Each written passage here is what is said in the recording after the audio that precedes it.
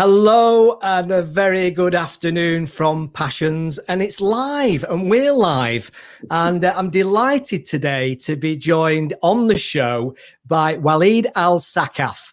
Walid, he's told me is the right pronunciation. I was a bit worried about it, but I think I've got the right pronunciation. And I have to say, when I was researching Walid and Rebalance Earth, it was so intriguing and interesting. There's not many things I come across, because I'm old. There's not many things I come across that I've not seen or seen before, but this was really, felt very, very different and involved all sorts of things like, like blockchain and famous conservationists. And I'm thinking, how does this all fit together? So the wonderful thing is I'm going to find out today, aren't I? So, I hope so.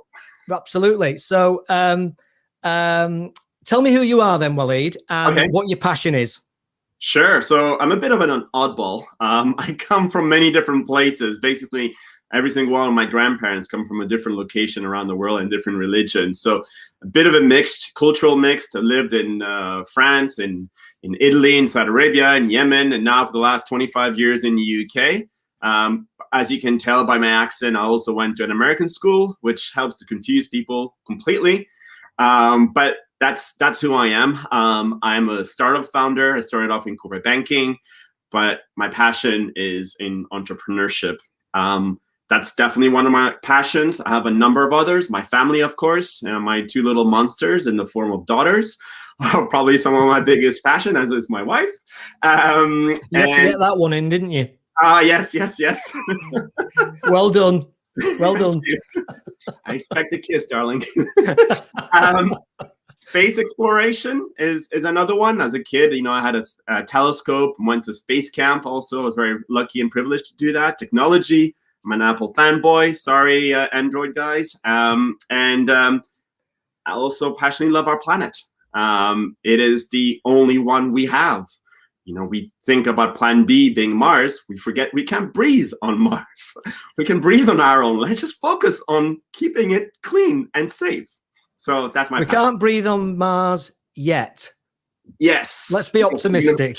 We're going to go there and build a big bubble where we can breathe on it, because that is so much better than living without a bubble on the planet Earth. It absolutely is. So is that something, have you always had a passion for conservation and animals and looking after the planet then, Walid? Has that been something that's been with you since childhood, or is it fairly recent? I've had certain milestones around my life that has developed that passion. So as a 7-year-old, I had a mission. I always had big missions, which is I was going to write the most comprehensive encyclopedia for all the animals. So I took out, at that time, you don't have internet. So you had a regular encyclopedia. We had National Geographics. I would cut out, little pictures of, as it turned out, the first animal I was going to focus on was the elephants. So I started writing, 3 or 4 pages, and then I was like, yeah, it's going to take me forever. So I gave up. And then at 15, I'd had another go at it. I was, funny enough, living in Saudi Arabia at this time, and I said, I'm going to create the first ecological society in my school, and we called it the Red Leaf Society. The idea was Red Leaf, Red Cross, but for the planet. And our mission was we were going to save the animals, the nature, and the humans. So a little bit ambitious. We managed to get some recycling boxes across the school, and that's about it. Yeah, you got to start somewhere. Come on. You got to start somewhere. So I always had kind of this impulse, desire to do different things. And one day, so as yourself, I run a podcast called Introblocks, where I interview heads of businesses and institutions on how they use enterprise blockchain for different purposes.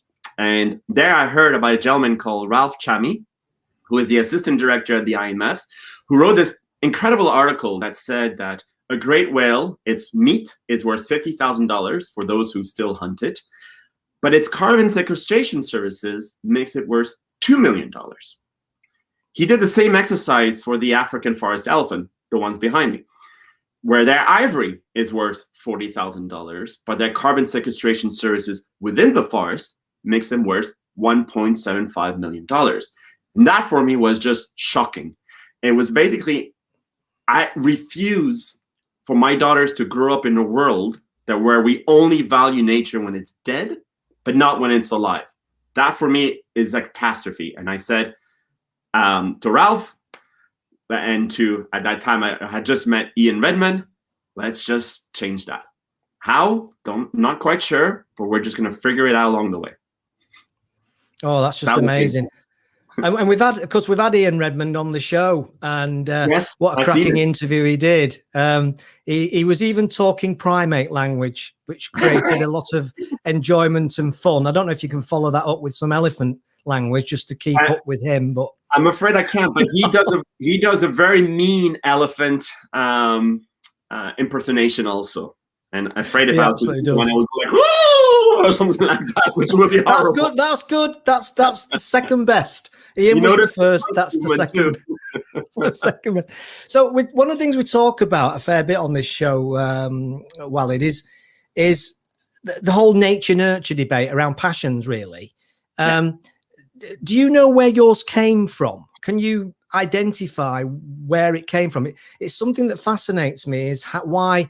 You know, I'm into videos and cameras and interviewing people and media, you know, and you're into saving the planet. You know, obviously yours is a little bit more ambitious than mine and a bit more. Yeah, exactly. But do you know where that passion came from? Or is it just something that was just in you?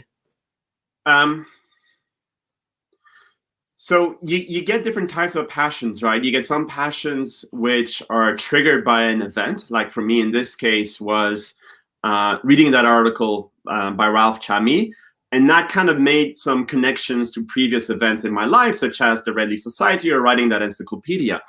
But in terms of this kind of attitude of let's just build it or let's just have a go at it, I'm not ashamed to say it. I think it's probably because, you know, reading Lord of the Rings, you know, was fascinating, you know, by the soldiers of Gondor or Aragorn, you know, facing the army of orcs, you know, even the odds were against. And similarly, you know, my wife would be laughing at me if she heard me saying this, you know, watching too many Star Wars as a kid, you know, I wanted to be both Luke and Han all at the same time. And again, you know, these kind of things subconsciously have influenced, you know, this attitude of just do it. Just figure it out. And one of the things I've learned is don't be afraid to make a fool of yourself. Actually, I make a hobby of making a fool out of myself. Passions, the number one enemy of passions is yourself. It is yourself putting limitations on what you should or shouldn't do or what you can and you cannot do. The thing is, you have no clue. I'll give you an example.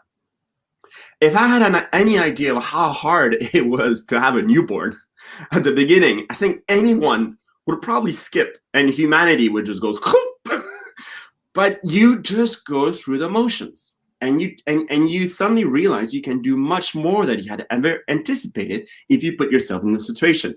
Passions is the same thing. If you give them a bit of room to breathe, you know, and you go down that journey, then it would open up even more. And then it's up to you to keep going on that journey. The more you enter it, the more it enables you to do more. You just have to take that step. So that's my approach regarding passions. Yeah, no, I think obviously we're on the same lines there. In fact, actually, when I started Passions, I said to my wife, I'm going to start this YouTube channel called Passions. And she said, why are you doing that? I said, I don't know. I said, because I'm curious and I'm intrigued about why people have passions, where they come from, what happens. So I'm going to go and find out. And then, of course, Spencer Phillips contacted me, who I know, and said, I'm really intrigued in what you're doing with this. I think it's really interesting. And he said, do you mind if I get involved in it with you? And I said, well, of course not. And suddenly it's just kind of exploding into all sorts of different things and different angles and different possibilities. And I just think, I always say to people with my clients in my business development support business, I always say, do interesting things and interesting things happen. Of course. It's just try, just go on that journey, take that first step. You know, nothing is going to happen if you don't take that first step. Brilliant. There is this scene in The Alchemist, the book by Paulo Coelho, where the young man, I forgot his name, he goes up to the gentleman who sells crystals, and he always had this vision, this dream of going, I think either to the pyramids or to Mecca. I think he had, And but he was not willing to do it. He preferred to keep it as a dream. And I appreciate that. I understand that, but I just don't want to have a life of regrets. I want to have a life full of burn marks or scratches, of having tried some passions, which maybe burned me along the way. But that is a life well lived, at least for me. Walid, what holds people back? What's the fears that holds people back?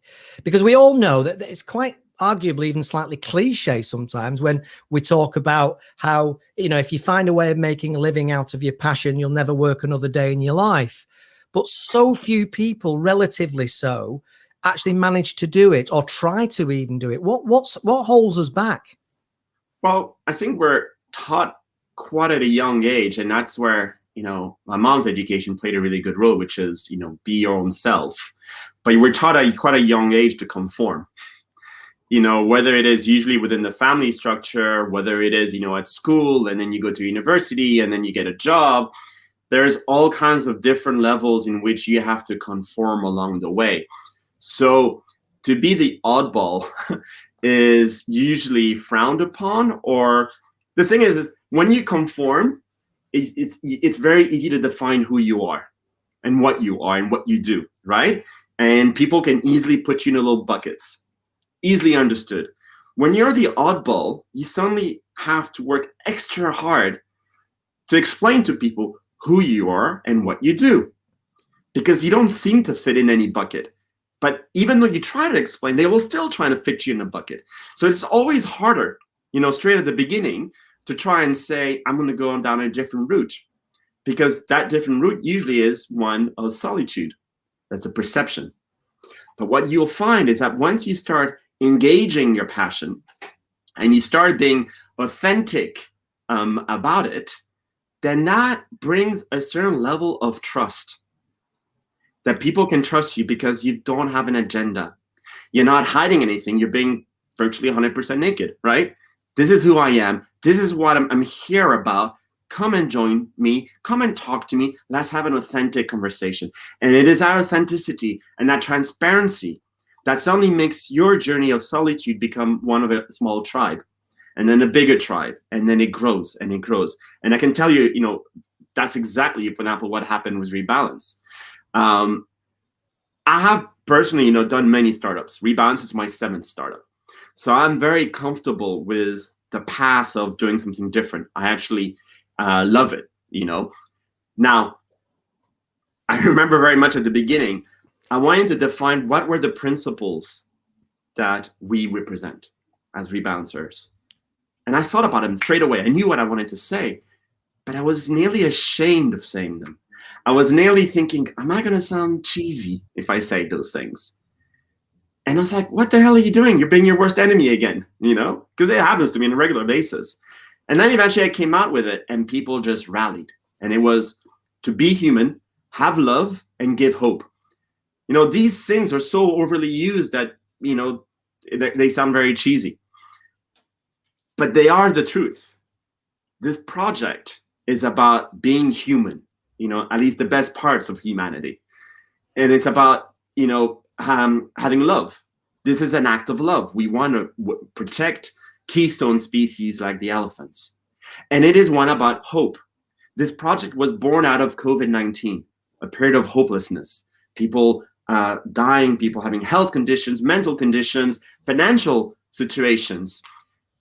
And yes, we have a vaccine now, but we're definitely not going back to what it used to be. We're going to someplace new. And with that comes a certain level of fear, and people are uncomfortable. So we want to project an image of hope, that we have an approach, we have an idea of how we can tackle this future, and it needs all of us to join us. And that's, but getting to that stage of, being comfortable and being authentic to say, these are the 3 principles: to be human, have love, and give hope. I was very worried about it at the beginning. But now that I've embraced it and I've shared it, I feel powerful. Those words have meaning and they're shared. That's absolutely wonderful. I've got a comment here actually from Asif Musa, who I know quite well actually.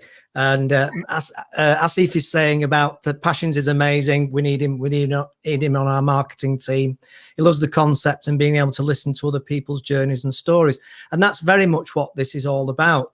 And actually, as a slight aside, Asif is so passionate about what he does. He works for a bank at the end of the day, but he was a breath of fresh air. When I met him, you could have plugged him into the mains and lit up the whole building, probably.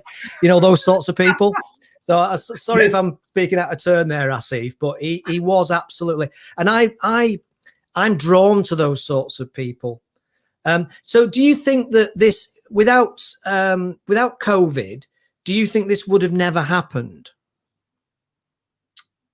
It's an interesting question, and it's not one that I have given any thought of, but put it this way, COVID has given us some windows in terms of what the world could look like.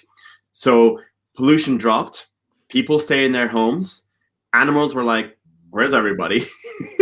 And they started, coming back out, right? And we as humans saw that. It was like, oh my God, there's those animals just outside my house. It's like if they're rediscovering their neighborhood. Air quality improves.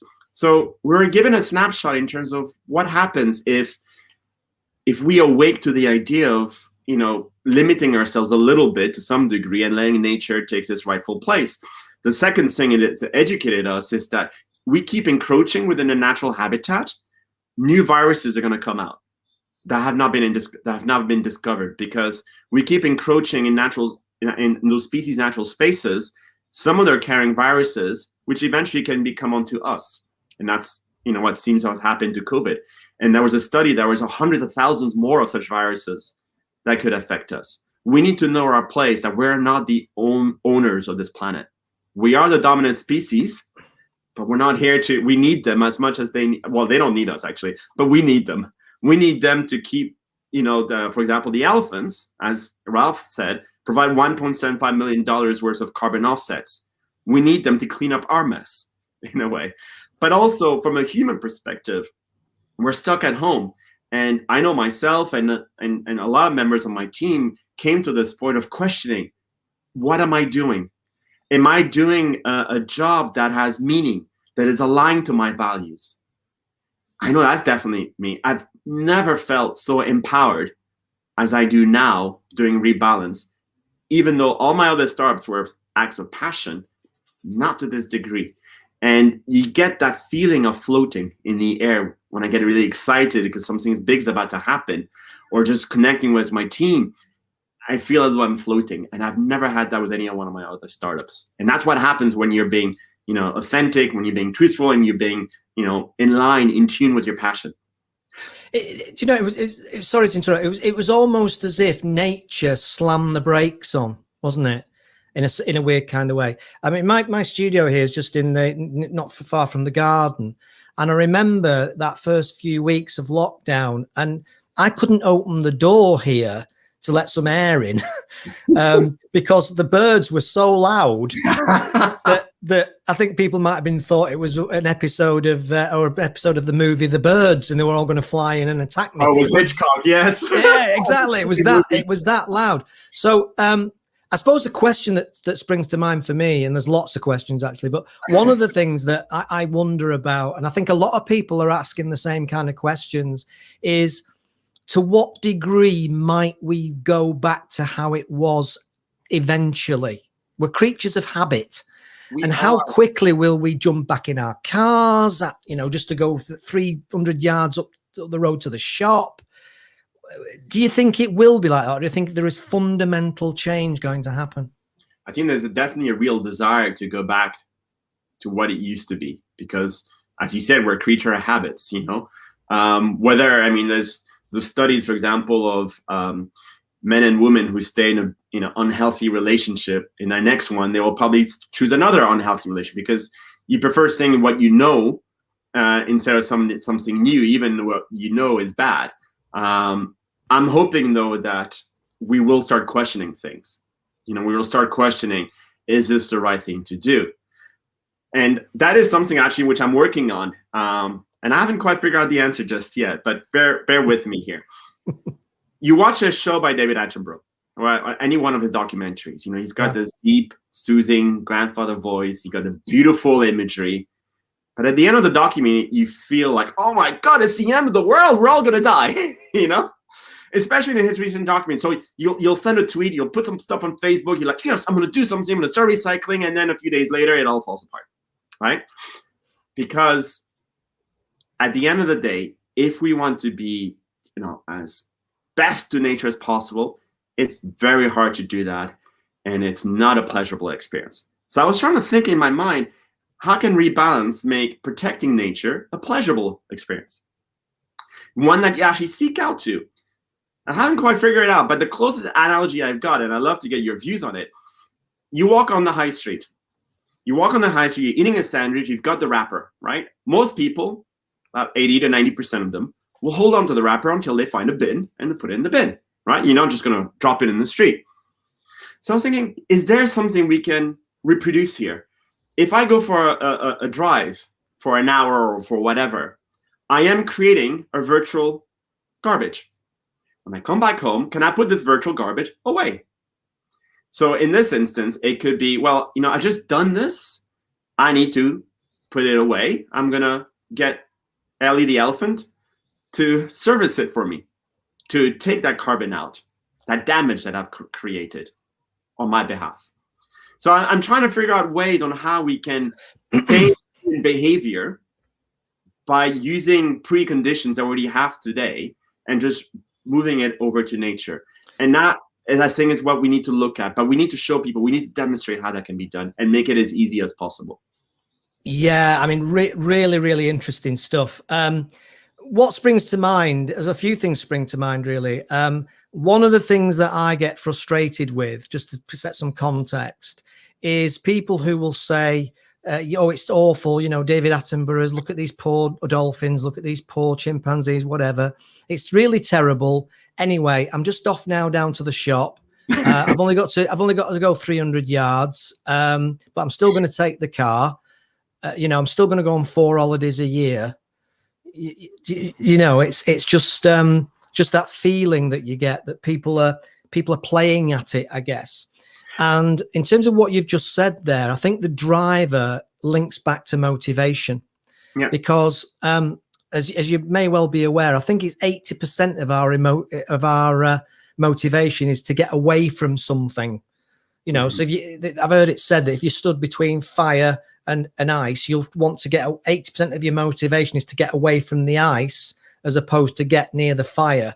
So I suppose it's in work terms, we're a lot more likely to be motivated to leave a job because it's painful doing the job than we are to get a Ferrari out of it.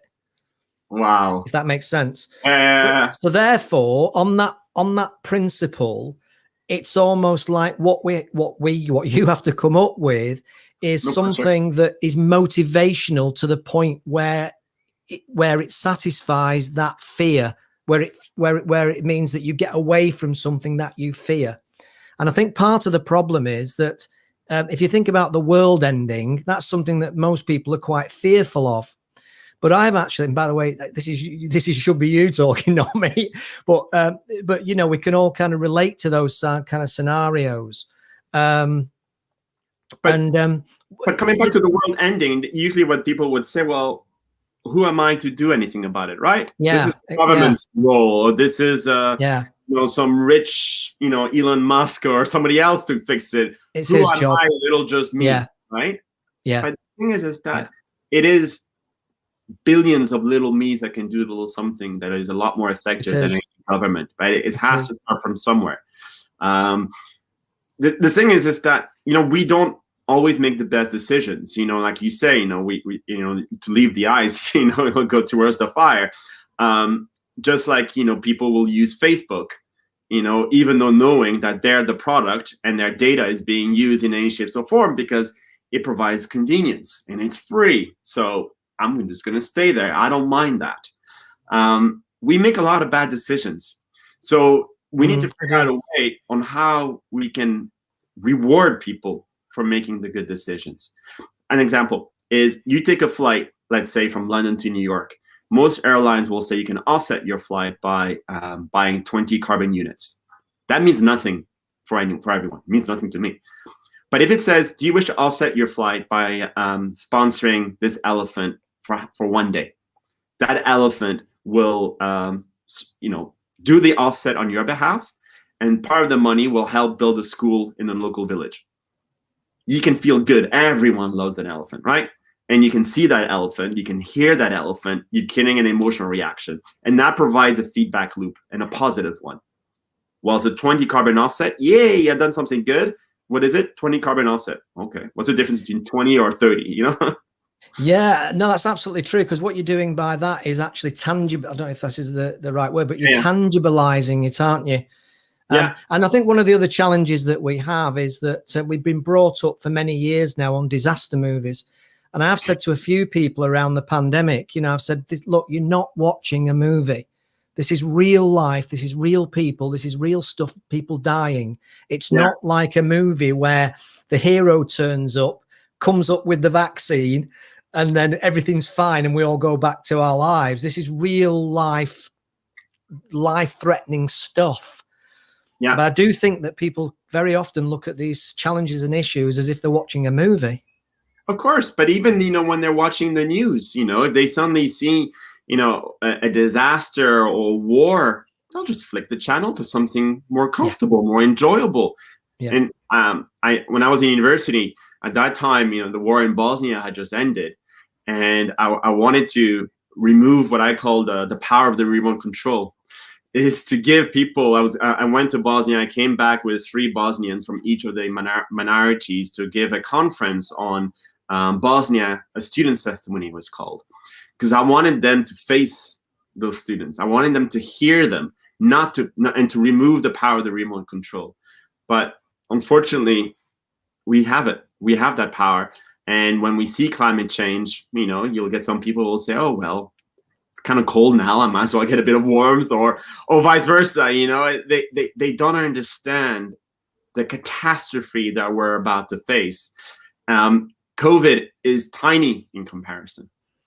And it is reversible with a vaccine. Climate change or extinction of species cannot be reversed that easily. It will take decades, if not more. But it takes everyone's action. It means putting pressure on your governments. It means changing your own behaviors.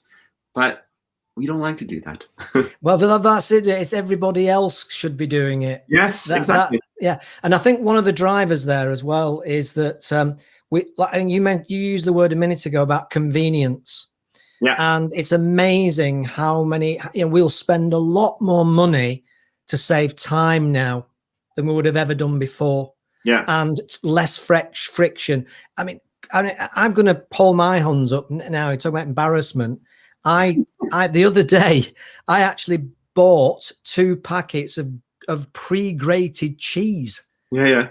And I thought nothing of it, Walid. Yeah. I thought nothing of it, just because it was quicker and it was easier. And I paid probably 3 times as much for that bag of cheese. Yeah. Just because it was easier. Yeah. Trust me.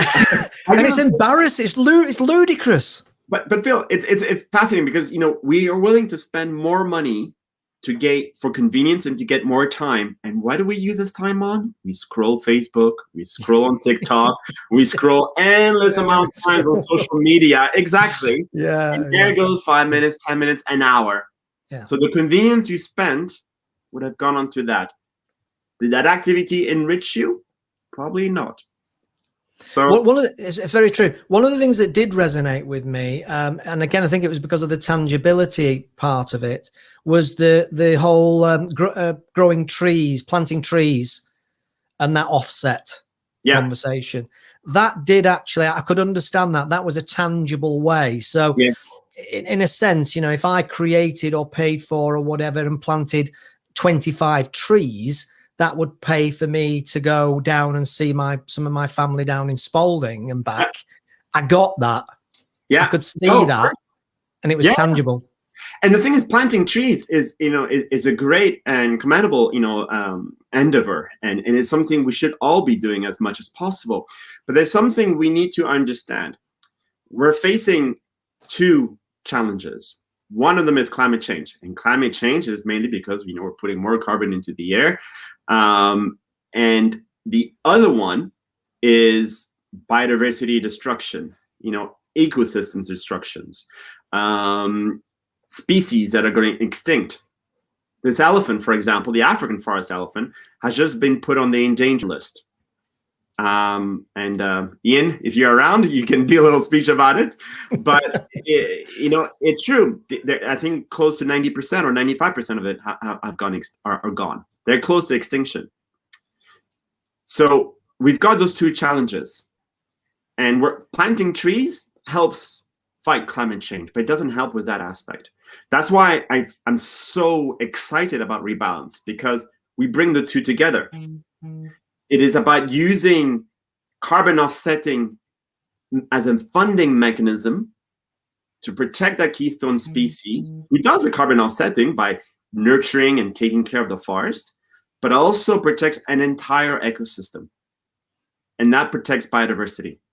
And if you want an example of it, in 1995, 31 wolves were reintroduced in the Yellowstone National Park in the US. And within a handful number of years, those wolves totally transformed the ecosystem, up to, they say, the river's changing path. And that's the power keystone species can have.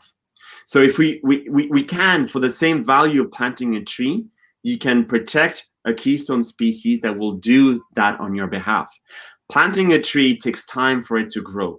What the elephant does actually is that it destroys all the small plantations around the tree, which means the tree doesn't have to fight for those resources, and the trunks can get thicker and the tree can get taller. It becomes a better source of carbon offsetting that tree than a young sibling. So the thing is that what's incredible, scientists have known all this information for decades.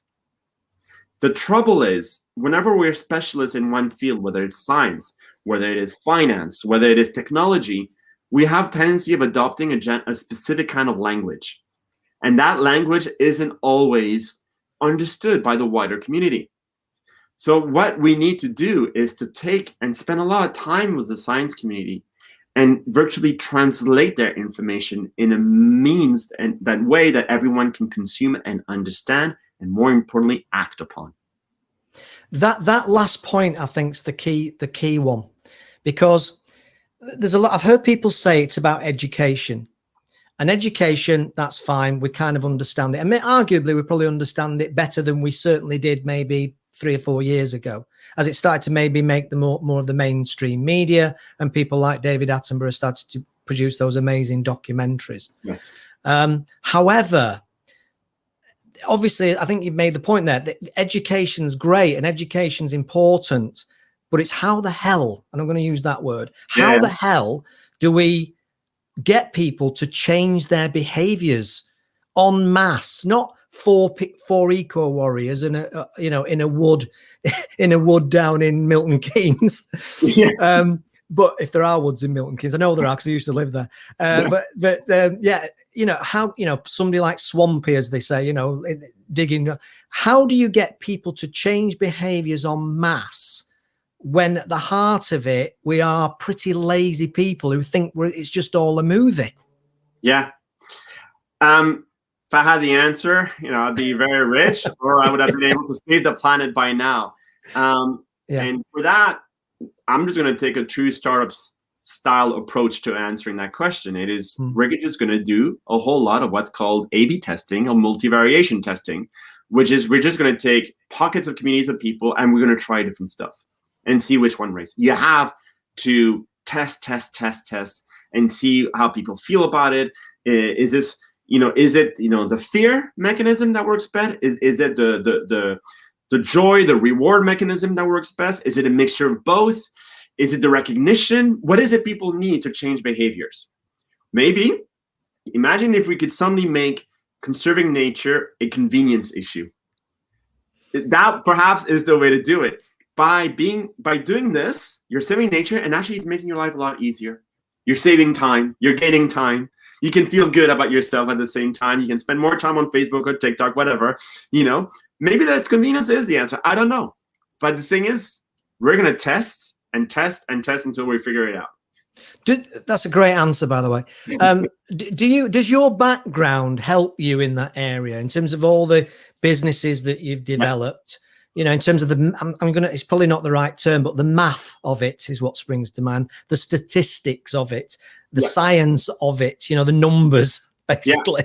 Because testing, I understand testing because I'm in marketing as well. So I get testing. Something I'm saying to my clients all the time, you know, try this. There's no magic pixie dust. You have to figure out which is the best way. And does your background help in that? And in what ways? Totally. Totally. So any startup founder has an idea. And that idea is a hypothesis, right? That if you do X, Y will happen. You have to go and validate it because right now your idea is for the market size of one, yourself, right? So you have to go and test it. So you will go and you will do all kinds of tests, and the test will produce data that will give you the information you need to make an informed decision. And the key here is informed decision. It's not just gut anymore.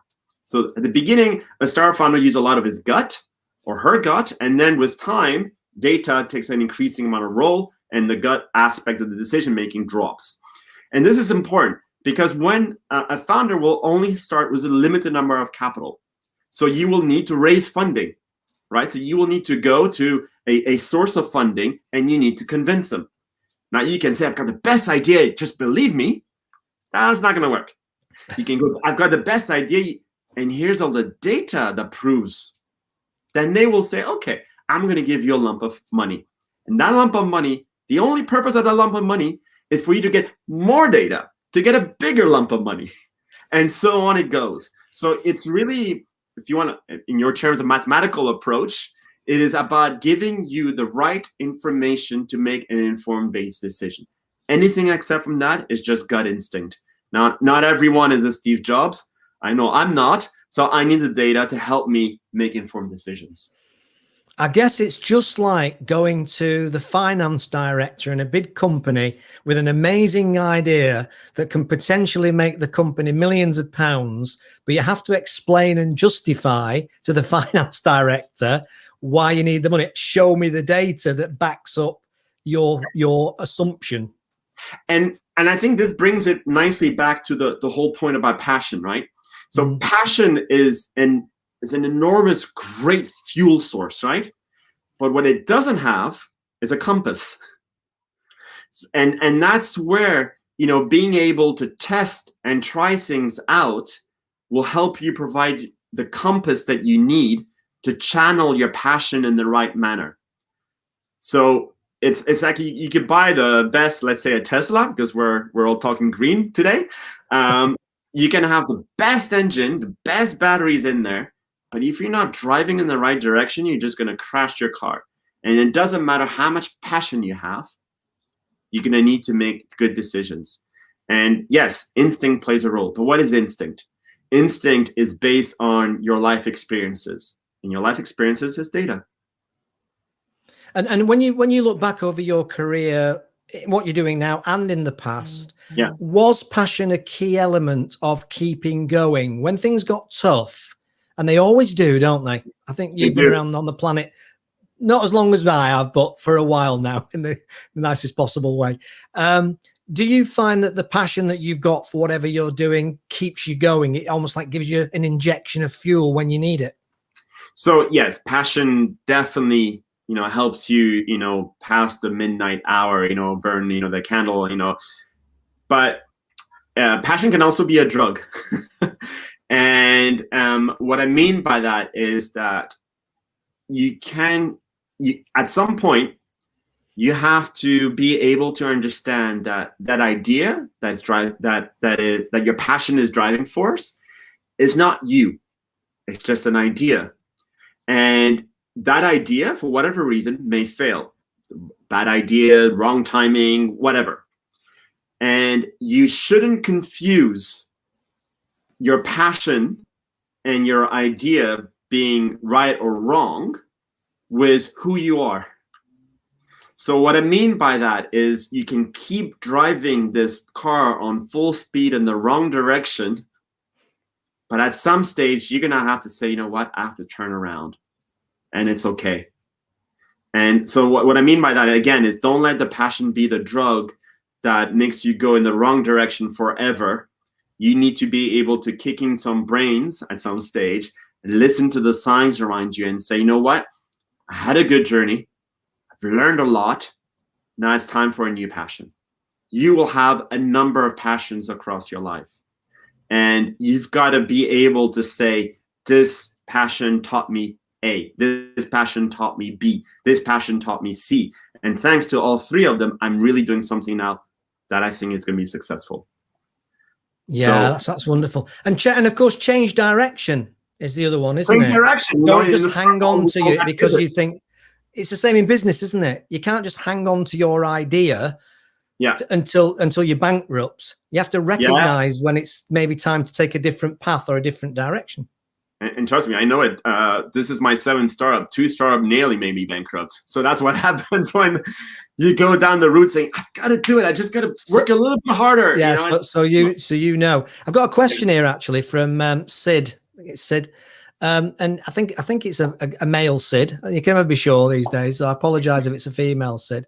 But he or she is asking whether the reputation of the Green Party and the Green Agenda does more harm than good. And from my perspective, I mean, yeah, I'm going to try and read into that. I think what they possibly mean is people might perceive the whole green thing as the eco warrior thing, which I'm assuming what they mean by that is it does tend to be people as they would perceive it banging on about the green agenda and have been for years. Rather, you know, without any real soul or without any real. That's my read on it. That's what I think he's asking. So it's funny because when I did my podcast with Ralph Chami, I said, Ralph, you're in a suit. You work at the IMF. You don't come across as a tree-hugging hipster, right? And the thing is, it doesn't matter who you are. If you're an economist, if you're a tree-hugging hipster or so on, if you're a conservative voter, if you're Labour or Green, if you're Jewish, if you're Muslim, if you're Christian, whatever, this problem we're facing is science-based. There's no questions about it. So either we try and say, oh, it's a green issue, or we realize, no, it is my issue. It is my life here that is put under pressure. Maybe not me to the same degree as my kids or my grandkids, but it's coming whether we like it or not. So we need to put whatever labels to the side and realize we all need to cooperate and tackle this challenge in the same way as we're tackling the challenge of COVID. Because COVID, that's just a warm-up exercise compared to what we have to face. So let's put all the labels to the side for now and just cooperate. Yeah, again, great answer. People are going to think that we planned all this and that we went through all this beforehand, and of course we didn't. No, you were quite up for being thrown at the deep end. So a great answer. And of course, you mentioned it there. You mentioned a bit there about our kids and our grandkids. It strikes me that sometimes some people will be, shall we say, switched on or engaged with a lot more if they think about the sort of world that their grandchildren or children are going to be growing up in when they're gone, you know, and there's floods and there's the animals are dying and all this. Is that a fair observation that sometimes it's not you that you'll do it for, but you maybe will do it for your grandchildren? The thing is so I do have 2 little daughters at the moment, and of course, if they choose to, they will have kids of their own. Am I doing it for them? I would say maybe less than a single-digit %, right? It's very low. For me, I think the problem is so immediate that it will affect my life, definitely will affect my daughter's lives. But it was not so much in terms of the effect it will have on them. What drove me is what kind of a society we live in, where its values sit on when we think nature is dead, it has a value, but when it's alive, it's not. It's worthless. And that, for me, it's fundamentally wrong. You know, we're happy to pay for a nice sea bass in an expensive restaurant for 20 pounds, we'll consume it, we'll feel good about it. But are we willing to contribute a tenner to help save the sea bass? Well, probably not, right? Mm-hmm. So it's, again, we have this very distorted view. And I'll give you another example. So I was telling my daughters, they have to keep, their room tidy. They have to, to make sure that when they put the garbage, they put it in the right bin, for the recycling and so on. And they kept saying, why? And I said, okay, well, imagine the whole world is your bedroom. So you have to designate a corner. This is where you're going to poop and where you're going to wee. And if you want, some wood because you want to keep yourself warm, you're going to have to chop off the wood from your bed, right? Eventually, your whole room is going to become a mess, and it's going to fall apart, and there's going to be diseases because of all, the lack of hygiene. That room is our planet. We are somehow believe that we're the masters of nature, that we own nature and we can keep taking no matter how much we want. The thing is, our population growth keeps increasing, right? So people in developing economies who are usually quite an agrarian community, they are getting a bigger middle class. They want meat. Yeah. They have that right to meat, right? Yeah. That meat, it consumes a lot of resources. So we chop off trees, to put more grazing land for all these cows. And so on. We just keep taking. We're living, our lives is equal to 1.7 or 1.6 planets.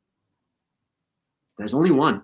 There's no 0.6. There's no 0.7. So whatever we're taking is going to have an impact to the future generations who are not going to even be able to have the equivalent of one Earth. That is simple mathematics. So we have to reduce our consumption. We have to change our behavior. It's not pleasant, but it will hit us 10 times harder if we don't do anything. Just watch any of the movies of David Attenborough. Trust me, it'll scare the hell out of you. You start off, with this beautiful imagery, this soothing voice, and you come out, shitting bricks, going, "Oh my God, it's the end of the world."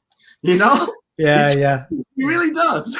But you got to take action. There's simple things you can do today. Just recycle. Think. As you said, don't go for the drive.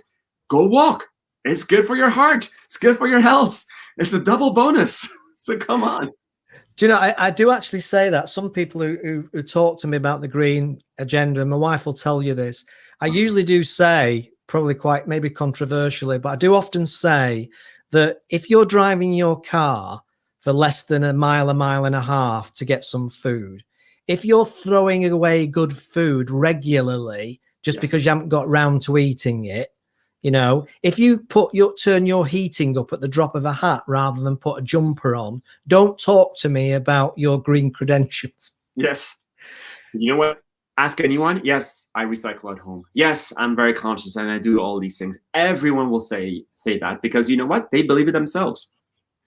But if you observe it, if you put a little drone in their house, a little cameras, you will see very different behavior. I know I'm guilty of it. I still eat meat. I haven't gone vegetarian. I have reduced, my red meat consumption, but I still do, from time to time, have the occasional burger. I'm not perfect either. The thing is, we're not asking you to go from black to white. That's not what I was asked. Just like, at the beginning of this conversation, we're saying, how do you go and explore your passions? You take baby steps. You take that first step in that journey. That's all you got to do here. Take baby steps. Go at least in that direction. Don't stay stagnant. Is there a good chance that that the youngsters, and by the youngsters I'm talking about, I suppose, teenagers, I've got a couple of kids, 11 and 14. Do you actually think that their appreciation and understanding of, let's call it the agenda, is significantly better? And will that, as the 14-year-old becomes the 20-year-old, becomes the 24-year-old, do you think that might drive some significant change? What's the general feel or evidence to support that or not? Well, the best one I can think of is Greta Thunberg, that Swedish 16-year-old girl who managed to start a global movement. I'm excited if the future is in that shape or form, because these are kids who are conscious of their environment. Because think about it. Indigenous tribes, they understood the balance. You don't take more than what you need. whether they were Aborigines, whether they're American Indians or any kinds of indigenous tribes, they understood this need for balance.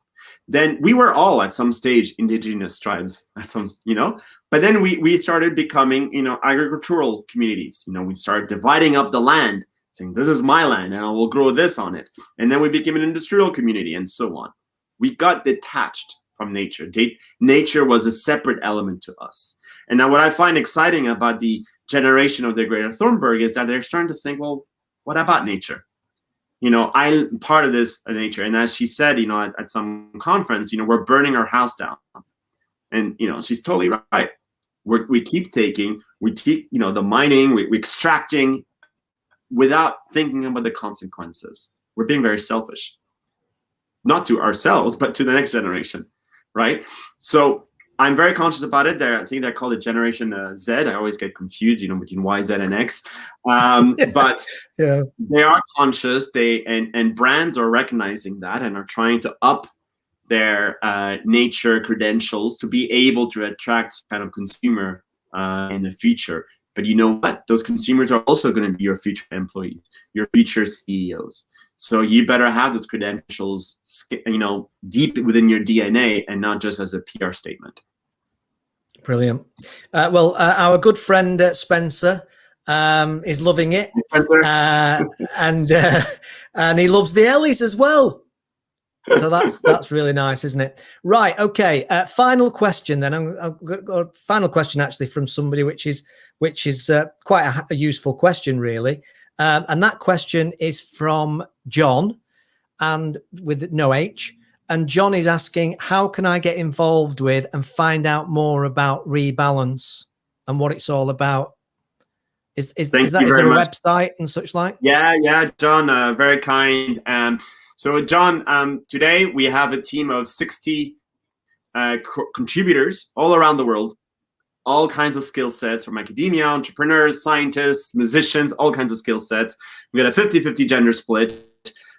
They're part of our core team, but we also have something called the Guardian Project program. So imagine, our Guardians of the Galaxy, but just instead of the galaxies, Guardians of Nature. So if you go to our website, which is rebalance.earth, you can click on Join Us, and there you will be invited to join the Guardian program. It's a dedicated small social media platform where we have over 100 individuals on there, which are sharing passion on it about how they want to safeguard nature, and they're also here to share their ideas on how we can amplify this message, because we want to reproduce and to associate ourselves to what Greta Thunberg has done. We need to start a global human movement that says not just about protesting, but saying let's protest and do X, and the X is what we're building, which is about using keystone species like the African forest elephant, like the great whales, like the orangutans, for them to basically fix the mess that we've created and preserve and regenerate biodiversity. What a lovely way, what a lovely place to end. It's a shame because I've enjoyed every second of it. And I always say to people, I get takeaways from every interview that I'm fortunate enough to do. And boy, there's a lot of takeaways there. And it's certainly got me thinking about it. And I think a lot of the time it is that, isn't it? Just to get it onto our radar in a way. It wasn't on my radar until I kind of got curious about what you were doing. And now today I've got more understanding of it. So it's now on my radar, and I'll probably tell my wife about it. And off we go, So, and all I would say is thank God people like you are passionate about what you're passionate about, because you know what? We might have a lot with you and Ian Redmond and Gillian Miller and all the other people that have been amazing supporting us, and Spencer Phillips, who knows a huge amount for animal charities as well. With you people, with your passion and your actions and your willingness to help and support and guide, in a lot of cases, I know generally unpaid as well, yes. Then you know what, mate? We've got a chance. We do. And the thing is, we've got a chance. We can all ignite that passion in us. Just take that step. That's all I would say. And Phil, it's been a real pleasure, being on your show. being able to interview people who have passions must be extremely, energizing, for your own self. But no, it's been a real pleasure. So thank you very much for having me. Yeah, it is. It's very, very enjoyable. And what's also interesting is the eclectic mix of guests that we end up with. Literally, I always start with what is your passion? And, we've had one guy said, right, I've been thinking about it. My passion is I love to show off. There's another guy who his passion is fishing, to the point where he goes out and he doesn't even have any bait on his line. He just loves it so much that he'll just do the fly fishing with. He's not going to catch anything, but he just loves the process. Oh, it's just great. It's just great. I love that, because someone who lives a life of their passion is genuine and authentic, and whatever that passion is, good on them. That's all I would say. Good on them. Just live it out. It is, and the very best luck with it. I really appreciate your time, because time is valuable to everybody. So thanks, Walid, and I'm sure I'll be talking to you again in the not too distant future. Thanks for joining me on Passions. Thank you. Thank you. It's been a pleasure. Take care. Thank Bye-bye. you. Take care, Walid. Bye bye. Bye bye.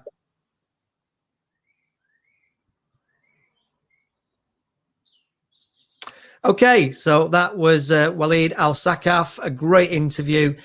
Thanks for joining me. There will be another live video interview at some point in the not too distant future, where we take a bit of a risk and we'll take your questions and such like. But as always, at least once a week, we'll be putting a recorded video interview onto the Passions channel, and we'll keep the march going. We'll keep the exploration and the investigation going into what drives people's passions and how can people tap into those passions and figure it out and earn a living from it.